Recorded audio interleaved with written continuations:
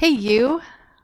Thank you for joining me for episode number 137 of Better Regulate Than Never. I almost just forgot what I say every single time for 137 times. So, okay. It's finally Kansas. Oh my gosh. If you listen to this podcast very much, you know that I don't like cold or wintry kind of weather. So, it's finally, and I summer is still my favorite season, but spring is becoming really beautiful to me just because, I mean, it's too cool most of the time. So that's the part I don't like about it. But I mean, when everything is blooming and budding out and everything's just coming to life, and I mean, like, literally from one day to the next, all of a sudden something's green. It's just so fun for me. So I hope that well, it would be amazing if you lived in a place that you just have green and warm and beautiful stuff all the time. But I hope you're enjoying whatever season you're in and what is happening right now. I think it just is rejuvenating to me when the world is renewing itself. I feel like I'm doing the same. I've been on like this high this entire week, just like I love life and I love just all the things that can go on. So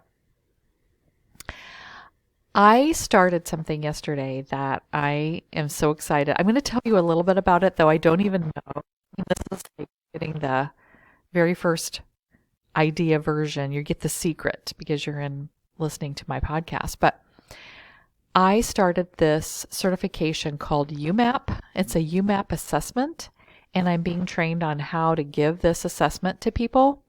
And I'm going to start offering this in June because I'll be done with my certification at the end of May. And so starting in June, I'm going to be able to offer UMAP assessments as part of my coaching offer that that I offer people. And I think that the summer, like in June, is going to be so perfect for teens and young people because that's when you're getting jobs and you're thinking about next year in high school or next year in college or going off into your adult life. And it would be so amazing if you knew what makes you tick, what makes you excited about life so that you can make choices and decisions that fit. So the UMAP has four different pillars that it is assessing so it can help you make decisions in all these areas, which are your strengths, and that's like how you're going to do something, your values, which is why do you do things, your preferred skills, like what do you like doing, and then your personality traits and interests, which is who you are. And it takes all four of those things and it puts them all together in one package. And I will be able to coach you through all those pillars and what is it and how do you make decisions based on this. So that's why I'm so excited. I think it's going to change everything about what I do. And it's going to change everything about me because I'm also taking the assessment and finding out what's for me in how I do coaching and probably my podcast and everything else. So you're going to be seeing some changes. Maybe, I mean, I feel like I really know myself well and am doing this based on what I already know about myself, but I know I'm going to learn some things and I'll be telling you about it as I go along. Looking for information about that. And by the way, if my current client by May 26th, I'm done with the class, I'm done with the certification. If you're already working with me, then you're going to get a discount on what it's going to cost to do this UMAP assessment because it cost me every time, but you'll probably get like wholesale or something. I don't know. I haven't decided what that's going to be like yet, but for anyone who is currently working with me now or will be by then, we'll be able to add that as part of your already happening package. Now, of course, some people might be listening to this after all of that, and that's okay because you can still contact me and I will be doing, but I'm positive that this is going to be part of me going forward. So I have some other ideas, but I'm going to tell you about those later. But if you haven't already checked out social media, if you go to Google and put at Better Regulate Than Never, all word, going to come up with all the places that I'm on social media, or you can just go to my website, which is betterregulatethannever.com. Either way, you're going to find out how to work with me, how to contact me, all of that stuff, if that is something that's interesting to you. Now, earlier this year, I heard someone talking about the drama triangle, and I feel bad that I didn't know about this because everyone that was talking about it seemed to already know about it. But I thought, this sounds like something I need to know about because it's something that I want to tell my listeners about. Because I feel like a lot of what I do, even though really all of it is about how I do my coaching too, a lot of things are, hey, I want you to know about this. Like I just learned something, or I just find out about something and I'm like, oh my gosh, the people that listen to this need to know this. So that's kind of what I'm always looking out for all the time. So, drama triangle. I have a lot of clients that have a lot of drama, and it really isn't just my clients. Like, I can just look around in the world and see a lot of drama going on. And so this was so helpful to me to know about this triangle. And what it is just it is a way to demonstrate how people take on unhealthy roles to deal with conflict. And again, we're seeing this all over the place. Adults in the world, everywhere, we're seeing people having unhealthy roles when they deal with conflict. And I think the pandemic kind of stirred some of this up a little bit, but I my whole life, I've known people that were not dealing with conflict very well. And we are going to have conflict in our lives. So you're going to find yourself in these roles today, because I did and still do sometimes. And I hate that because I don't want to be in this drama triangle. And so I found out so much information that this week is going to be, what is the drama triangle and what are the roles that people play? And then next week is going to be, how do you get out of it? So you're going to have to sit in it this week and just be noticing it and try to figure it out. And then next week we'll talk about how to get out of it. But this concept was introduced in the 1960s by a psychologist named Stephen Karpman. And sometimes it's also called the victim triangle. But again, it talks about what roles you play in conflict. And the behavior comes from a need, like the behaviors of the different roles either come from the need of being right or for being approved of. And this gets really interesting because I think we have an innate need to be approved of. We want to belong to a group. We want people to like us.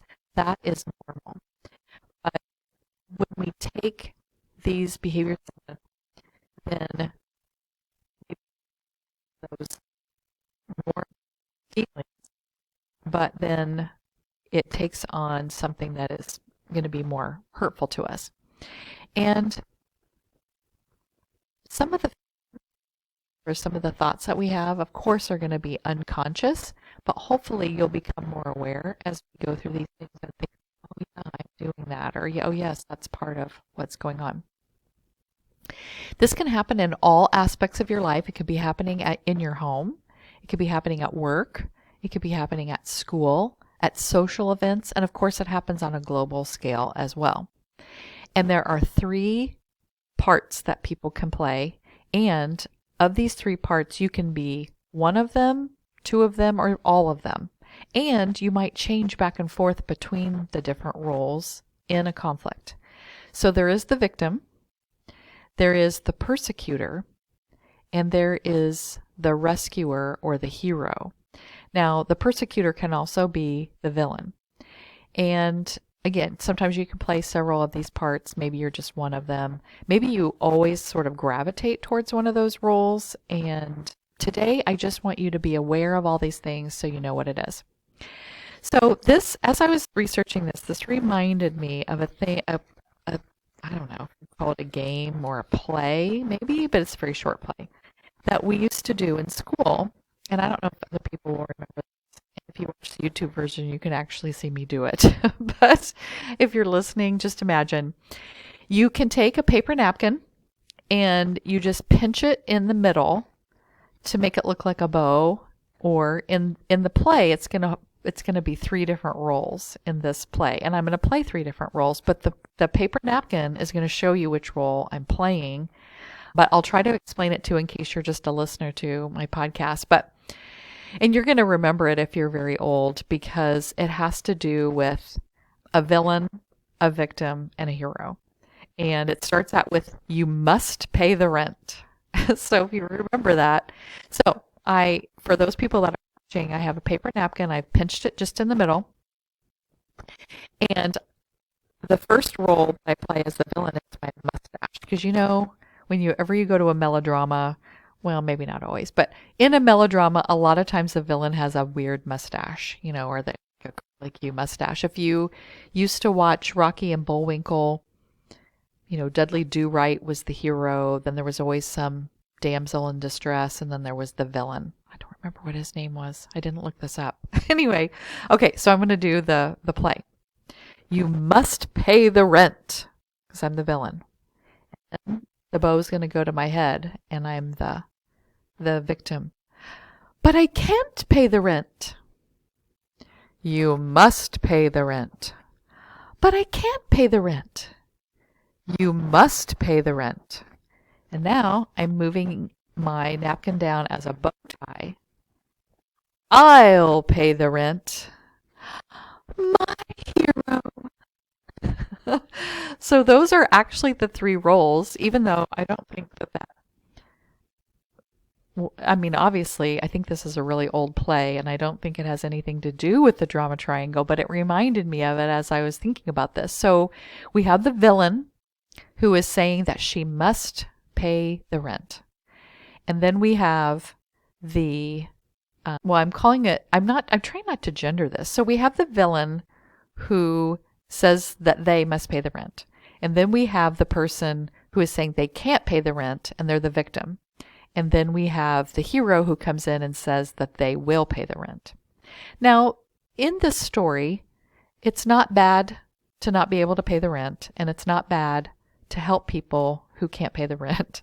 But it has to do with, there's kind of a deeper meaning in the drama triangle, and I want to tell you about that. I just thought that might be a good way for you to think about these three different roles. So the victim, when you're doing this in an unhealthy way, your feeling is, poor me. I am oppressed. I'm helpless. I'm hopeless. I'm powerless. And I can't do anything to influence or change what's going on with me. That's the victim role in a drama triangle. And a lot of times a victim will have a lot of excuses about why they can't find or create a solution. And this happens so much in my office when students would come and say, well, I'm failing this class. Okay, and they didn't want to fail the class. I'd be like, okay, well, let's look at, what are you doing that might be contributing to this, and what could you do to make it better? And this would be a student or even a client that when we come up with, well, you could do more homework. Well, I don't have time to do my homework. Well, you could ask your teacher for help. Well, I don't like the teacher. Or I already asked them and they didn't help me. Or I'm too afraid to ask them. And so it's like that kind of, like, I'm not responsible for failing this class because I can't do anything about it. They always feel like they're in desperate need for someone else to do something to help them. It's nothing that they can do. Well, if the teacher was better, then I would be passing this class. A lot of times they think about that other people don't care about them. Or if other people did care about them, it would be better. Or it's not fair. I remember hearing that so often, even probably as a mom. It's not fair. They would be upset about something that I decided or something that was going on. It's beyond my control. Or, well, so other things that victims might do, behaviors, because I want you to really be, as you go through this next week while you're waiting to find out how to get out of it, I want you to be looking around your world and looking at where do I fit into any of these roles, and also where do other people fit into these roles, or you might even be somewhere This has happened to me so many times. You're like in a public place and you hear a conversation and you could probably pinpoint which roles those people are playing. So wherever you can start being aware of this in your world, I want you to do it. But a victim also might be somebody who waits to be asked to do something and then they feel like they're always missing out on everything. Or I remember a good example was I plan my birthday parties. Like I plan them way ahead of time. I make them exactly the way I want them to be. I think about all the things I want to happen and then I plan it and I tell people to come to it. And other people would say to me, well, I wish that I could have a fun party. Well, you're in charge of whether you have a fun party or not. I don't wait for people to plan a party because I'd probably be disappointed. I plan my party so that I'm not disappointed. So a victim would feel like they would want to do things, but then when they didn't happen because they didn't plan them or they didn't talk to people or ask people about it, then they would feel like no one liked them or no one wanted to be with them. They always give in to everything or submissive to people. They never do the things that they want to do. They just do what everyone else wants to do. They believe that their own needs aren't important and that they should always do what other people need and not what they need.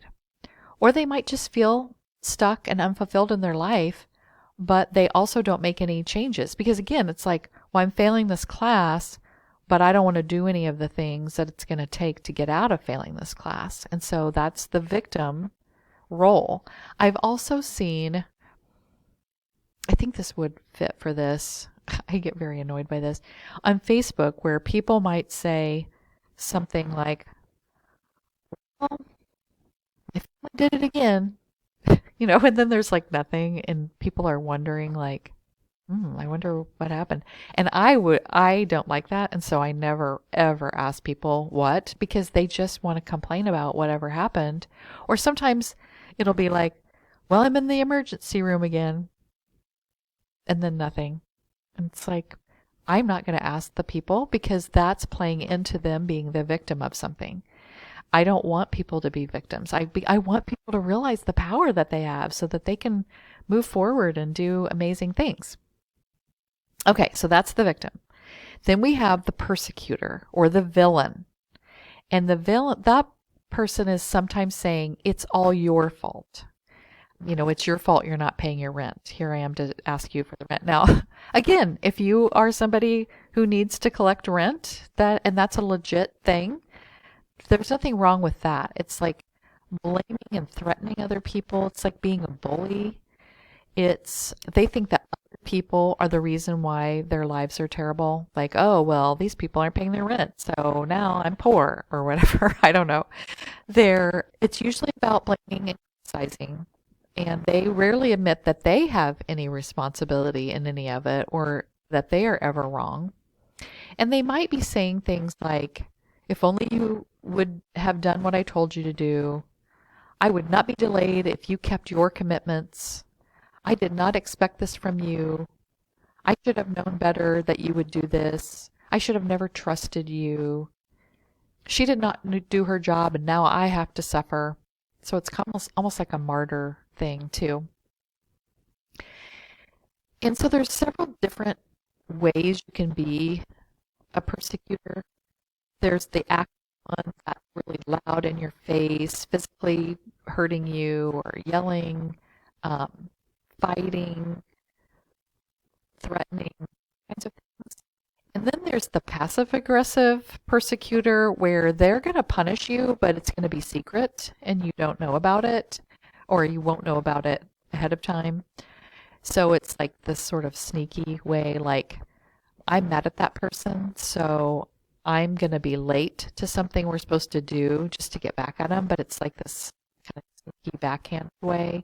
Or I'm going to forget to go to something or forget someone's birthday. Oh, sorry, I didn't know, or I forgot, or whatever, is a way to be aggressive towards someone but not doing it in a threatening way.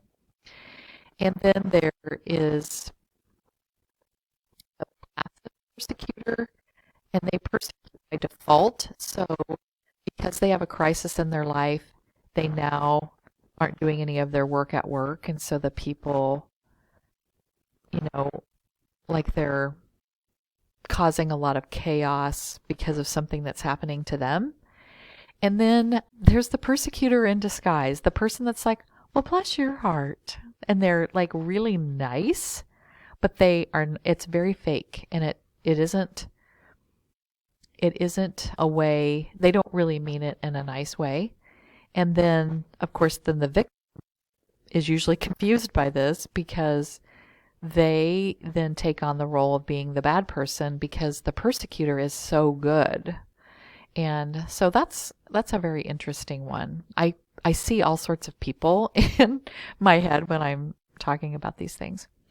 And then there's the rescuer who needs to save everybody, or they say, let me help you. I can fix it for you. And the rescuer feels guilty if they don't rescue people. And that role, the rescuer's role, is a way to avoid their own problems disguised by being the rescuer of other people's problems. Well, that's kind of confusing, I suppose. They feel good and worthwhile about themselves by helping other people. But they kind of subconsciously want to be acknowledged and rewarded for doing the right thing, being a good person. And again, there's nothing wrong with being a good person. There's nothing wrong with helping people. But if you're doing it kind of in a backhanded way, or if it's the only way you can feel good about yourself by helping other people, that's where it becomes unhealthy. And they are a person that feels like they are a person who feels like the victim that they're helping can't do it on their own, and they have to have them to fix it. And I see this so much with parenting, that when parents use this kind of role in their parenting where they have to fix it for their kid because they don't believe their kid can fix it, or maybe they think they can, but they're not doing it fast enough, or they're not going to do it right, or whatever, then that is unhealthy, because then the child, who is then in the victim role, starts to believe they can't do it. And so, again, this is like one of those things where you can see this in a home. You can see this maybe in a teacher-student relationship, a coach-player relationship. There's all sorts of, I'm going to fix it because you can't fix it, maybe could come up. Or in friends who one friend wants to fix everything because they don't think their friend can fix it. So imagine a mother who ties her son's shoelaces because, of course, they don't do it right or fast enough or whatever. And one morning they're really late and the mom doesn't have time to do it, and then they get mad at their child because they can't tie their shoelaces, but they can't tie their shoelaces because the mom never let them. So you can probably see how that would happen. And another example they gave that I loved was, imagine that there's a large pothole in the road and the rescuer is the one who is always filling up the hole all the time because no one else is doing it, or they don't know how, or they're not doing it right. So they're always fixing it. But the rescuer is fixing it all the time, and they don't have time to do anything else because they're always going out fixing this pothole. And they're overworked and overwhelmed and stressed out because they're always fixing this pothole, but it isn't even their job to fix it. It's someone else's job. But the other people whose job it is don't even know that it needs to be fixed because this person is always fixing it all the time. So hopefully you can see how that could play out, like in just situations, not necessarily like a physically going out and fixing something, but like fixing somebody's behavior all the time. I think about parents who pay for everything and then get mad when their child doesn't work. Well, why would they work if you're always paying for everything? They don't even know they have to work, or they don't even have a feeling of that working is important because everything's already taken care of for them. So those are some kind of ways that you could be the rescuer.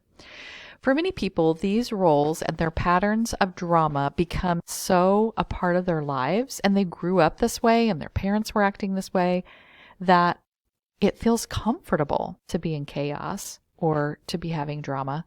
And so you will see some people who have been in drama for so long that they will create things to have drama about because it feels comfortable. When things are calm, that feels bad to their nervous system because they've never had it calm. Like their whole lives, everything's craziness. And so it sounds the opposite. Like for me, I like things to be calm. And when things are chaotic, that feels uncomfortable to me. But for someone who's been in chaos all the time, calm doesn't feel normal. And so they're trying to regulate themselves by actually creating drama that they have to then do this triangle around. So just think about what roles are you playing in you, around you, and just be aware of them. So this week is going to be you just paying attention. What roles am I playing? Am I playing all of them? Some of them? Do I always go to one more than the other? Where do I see it in other people? So that then you can start thinking about next week when we put it together, like what can you do about it? You'll be able to pinpoint then what can you do about the things that you figured out this week. There's also an internal drama triangle. If you can imagine, we are all three of those roles, and I have been all three of those roles so many times to myself. So if something happens, if I'm the persecutor of myself, I have that negative self-talk, and I say, I don't know why you even try to have friends, or you will never be able to play this music, so forget it, or you won't be able to have the career you want, you were terrible in school. And maybe I'm the internal victim, and I say to myself, there's nothing I can do about this situation, or I want to have friends, but no one will like me, or no one likes me, so it doesn't matter. Or I could be my own rescuer and have rescuer thoughts like, well, you deserve to eat that cake since your friends were so mean to you, or you need alcohol to survive this situation, or you don't need to feel uncomfortable, just stay in bed today and don't do anything or don't face it. So that's how you can play all three of those roles to yourself. Now, I know that this is a lot of stuff to think about this week. So I want you to just really look around, think about the roles you're playing, think about the roles other people are playing. I wouldn't tell people that they're playing these roles. I mean, you can tell yourself because I want you to be like, oh yeah, I'm a victim in this one, or oh yeah, I just internally victimized myself. But don't tell other people what roles they're playing. And you don't ever have to tell them because once you step out of this triangle and next week you find out how to not be in it, the other people can't play the roles if you're not playing your role. It's like a play. If you stop being one of these people, then the other people can't do their part. So it's kind of fun because you can really change a whole dynamic of something just by what you're doing. So think about how much control that is. You have a ton of control in your life. Even if you're a minor, you have a control over how people are reacting and doing things just by how you react to things. And that's why I'm trying to teach you in all these podcast episodes is that you can create this life that you want to have without changing anybody else or changing any other circumstance, which is good news because if we have the control, that's the best thing that I can imagine in my life. So awareness is always the first step in changing anything. And so this is helping you become aware of these roles. You know, last week I met a family that loves my podcast and they didn't know that I work with people as a life coach. And maybe they just started listening to my podcast and I maybe don't talk about it enough. I don't know, but I wanted to make sure, you know, I talked about it at the beginning about my clients and I work with people. I'm talking about it again, that you can contact me and work with me one-on-one specifically. You would get all my attention and you could work on any of the things that we've talked about, anything that's going on for you. And so you could even tell other people, hey, I listened to this podcast and Cynthia Koval is my coach. She actually works with me. So reach out on any social media platform. Email me at ckofel, C as in Cynthia, C as in coach, ckofel at betterregulatethannnever.com, or DM me or whatever you need to do. I know my text number is out there somewhere, so text me and I would love to meet with you and I can talk to you about the drama triangle and what roles might be going on or any other thing that you're working on. So I would love to have you as a client. I'm so glad. Thank you so much for being a listener. I do appreciate that so much too, because that's helpful too, even if you don't end up working with me. And I can't work with the whole world. So at some point, I'm going to be so full that maybe you can only just be a listener. I don't know. I'm going to figure that out. But it means so much to me that you are part of my world. I love that so much. My world is getting bigger all the time by my followers and the people that listen. And I thank you. Thank you so much. And I will talk to you soon.